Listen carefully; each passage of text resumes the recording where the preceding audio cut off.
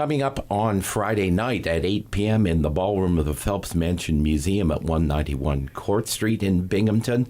Tim Mollen's Improv workshop is seeing the results of the workshop. And I'm pleased to welcome Tim Mollen and Heather Merlis. Good morning, Bill. Good morning. Good morning. I can't think of anything more terrifying than doing improv comedy. Yeah, for some people, to me, it would actually be more frightening to do stand-up comedy because in improv, you get to be other people.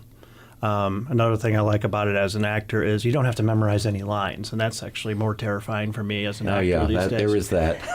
So whatever you say or do, it's okay. Heather, is this the first improv workshop you've taken? This actually is, yes. And what has the process been like?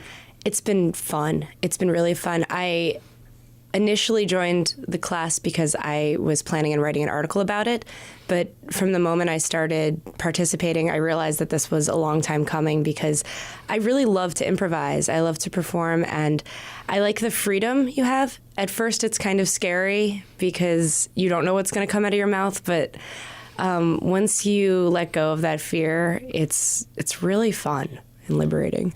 And what's your favorite thing to do with improv comedy?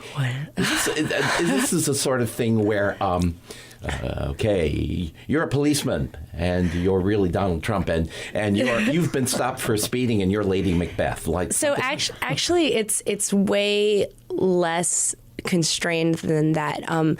We're giving, like, every game has its constraints, but a lot of it is left to the players, and what you decide is not really discussed. It's established throughout the game. Uh-huh. So if I were to be Lady Macbeth and someone else were to be Officer Trump, we wouldn't really find that out until we begin talking and interacting, and that is part of the fun.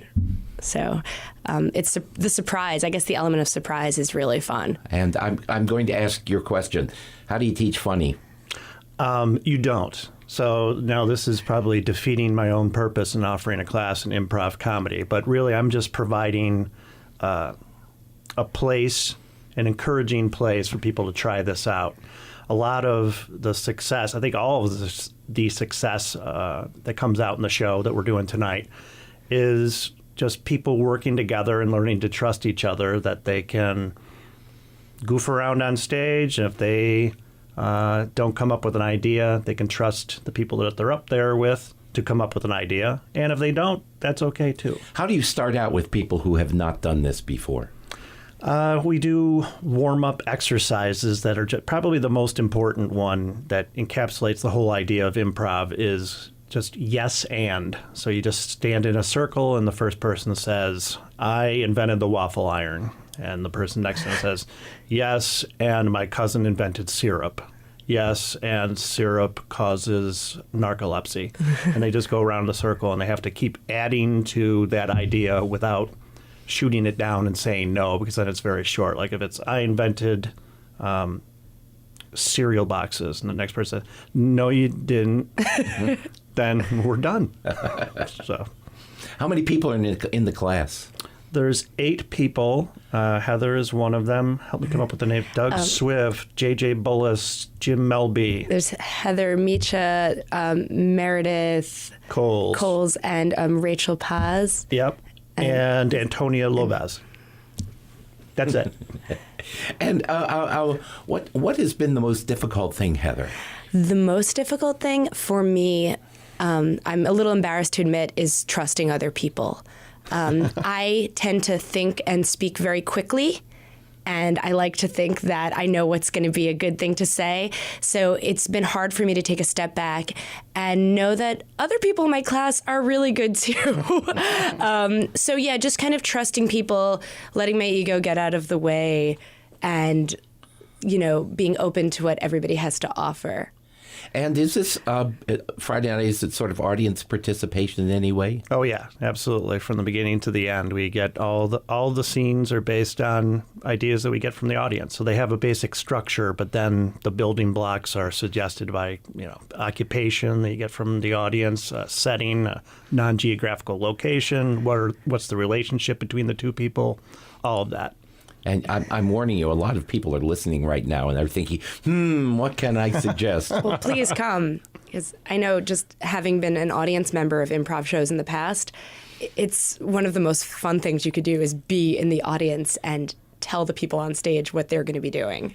Tim, when did you first start doing this sort of workshop? Well, And what got you into it? let's see. Back in college, I had always idolized the actors on SCTV, Second City Television, kind of like Saturday Night Live, but better. They were Canadian and funnier. So they were my idols. And in college, I was a theater major, but realized I'd never really done improv as performance. So I started a troupe at SUNY Oswego called the Sean Cassidy Fan Club because I wanted people to say, what the heck is that? And that's still going after 26 years. Oh, really? Which is kind of fun.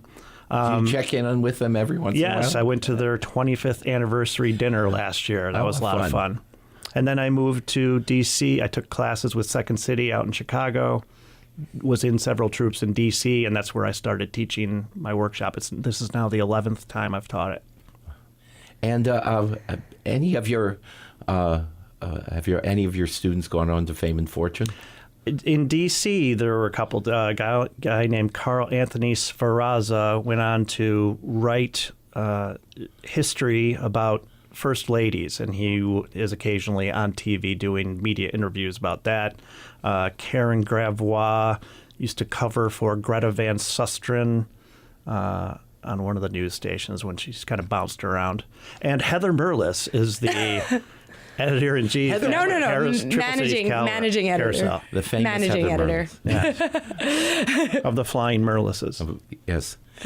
Once again, Tim Mollen's improv workshop presents the results of their workshop on Friday, March 24th at 8 p.m.